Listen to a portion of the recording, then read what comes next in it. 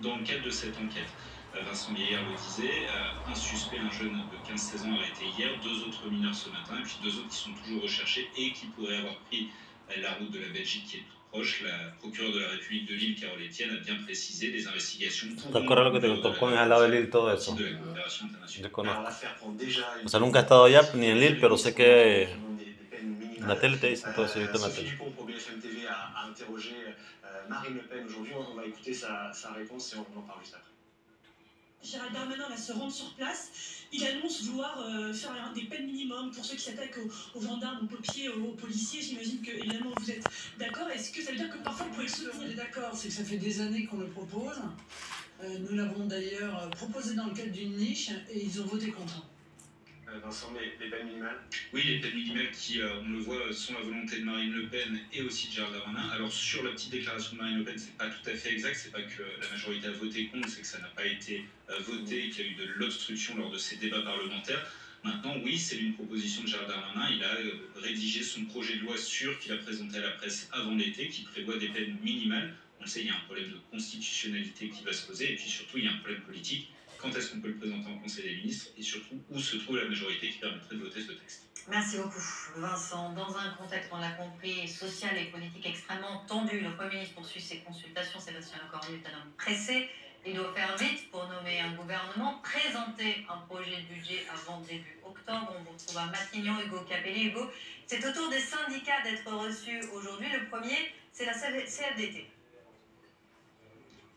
Oui, c'est ça. Après avoir déjà reçu les partis politiques de son camp et avant de recevoir des partis politiques d'opposition, Sébastien Lecornu a donc commencé à recevoir les syndicats aujourd'hui. C'est la CFDT de Marie-Lise Léon qui a ouvert le bal. Un entretien assez long entre Sébastien Lecornu et Marie-Lise Léon, près de 2 heures. Nous avons été francs et lui aussi a dit, la patronne de la CFDT, 2 informations à retenir à l'issue de cet entretien.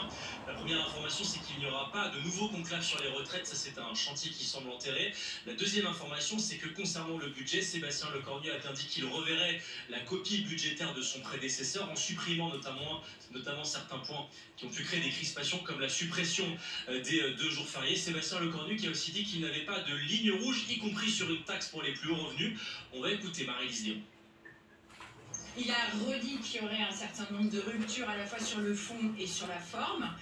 Il n'a pas démenti le fait qu'il pourrait y avoir un certain nombre d'éléments de travaux sur une contribution des plus hauts revenus, selon quelle modalité, ça c'est complètement défini. Mais aujourd'hui, je pense que ce qu'attendent les travailleurs et les travailleuses, c'est qu'il y ait des preuves de cette rupture et qu'on puisse avoir une démonstration qu'il y a véritablement un changement de méthode.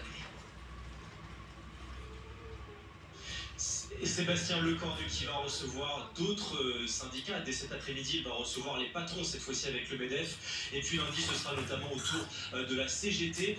Force ouvrière, de son côté, est attendue un peu plus tard, après les manifestations du 18 septembre.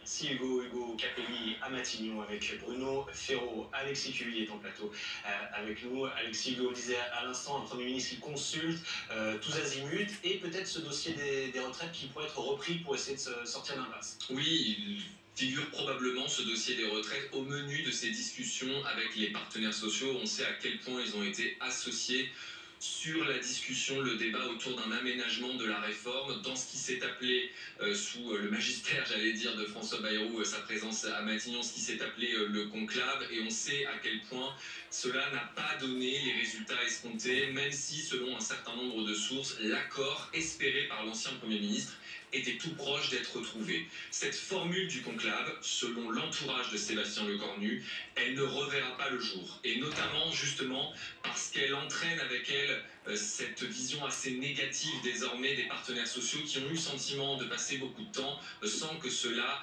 ne donne de résultats très probants. Mais cela ne veut pas dire en effet que le sujet n'est pas au menu des discussions, tout comme les autres sujets irritants, j'allais dire, du budget, le budget qui avait été présenté par François Bayrou, la question des jours fériés dont la suppression est probablement abandonnée, même si cela n'a pas encore été annoncé de cette façon, et puis aussi la volonté que les plus hauts revenus soient davantage mis à contribution.